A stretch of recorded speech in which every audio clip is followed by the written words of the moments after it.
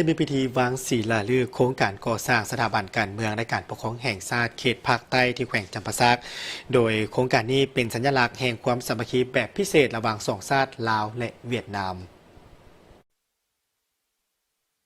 พิธีวางศิลาฤกษ์โครงการก่อสร้างสถาบันการเมืองการปกครองแห่งชาติเขตภาคใต้แขวงจำปาสักจัดขึ้นในวันที่ 3 ธันวาคม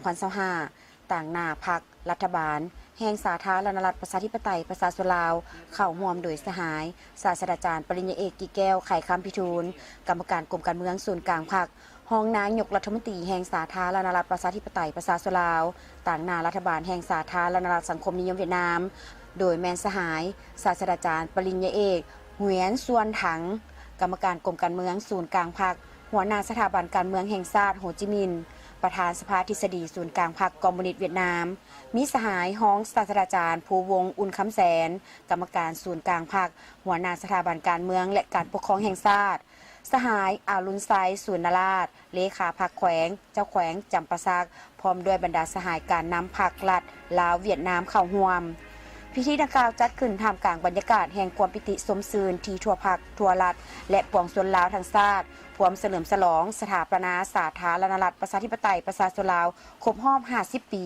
และวันเกิดประธานไกรสอนพรหมวิหารครบรอบ105 ปีโครงการก่อสร้างสถาบันการเมืองและการปกครองแห่งชาติเขตภาคใต้ตั้งอยู่บ้านค้อนไหลนครปักเซแขวงจำปาสักเป็นการหันการตกลงเห็นดีเป็นเอกภาพระหว่างรัฐบาลสาธารณรัฐประชาธิปไตยประชาชนลาวและรัฐบาลสาธารณรัฐสังคมนิยมเวียดนามมีมูลค่าการลงทุนทั้งหมด750กว่าตื้อดงแรงทุนต้นต่อแบ่งทุนช่วยเหลือล่าจากรัฐบาลเวียดนามให้แก่รัฐบาลลาวและมีทุนสมทบจากรัฐบาลลาวอีกจำนวนหนึ่งโครงการระยะเวลาปฏิบัติงานแต่ปี 2026 หาปี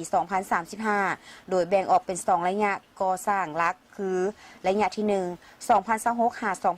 2030 เน้นใส่การก่อสร้างอาคารหลักเพื่อรองรับการเรียนการสอนประกอบมีอาคารห้องการ5ชั้นอาคารห้องเรียน5ชั้นหอพักนักศึกษาหลังที่1และ2หอพักพนักงานและระบบพื้นฐานโครงสร้างเทคนิคงบประมาณสำหรับระยะนี้แม่น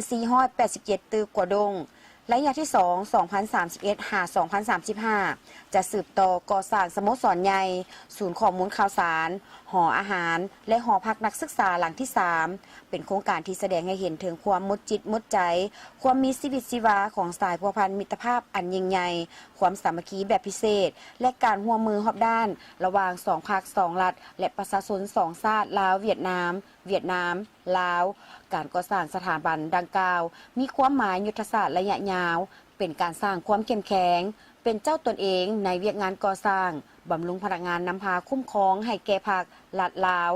เมื่อก่อสร้างสำเร็จจะเป็นบอนศึกษาอบรมบำรุงยกระดับทฤษฎีมาร์กเลนินแนวคิดโฮจิมินห์แนวคิดไกรสอนพรหมวิหารเผยแผ่มูลเสื้อความสามัคคีระหว่างลาวเวียดนามให้ซึมเลิกเข้าในทันแถวพนักงานสมาชิกพรรคพร้อมทางเสริมสร้างความรู้ทฤษฎีการเมืองการปกครองที่ทันสมัยให้แก่พนักงานหลักแรงเพื่อสร้างความเข้มแข็งให้แก่พรรคเฮาและสามารถนำพาประเทศชาติไปสู่ความเจริญรุ่งเรืองได้อย่างมั่นคง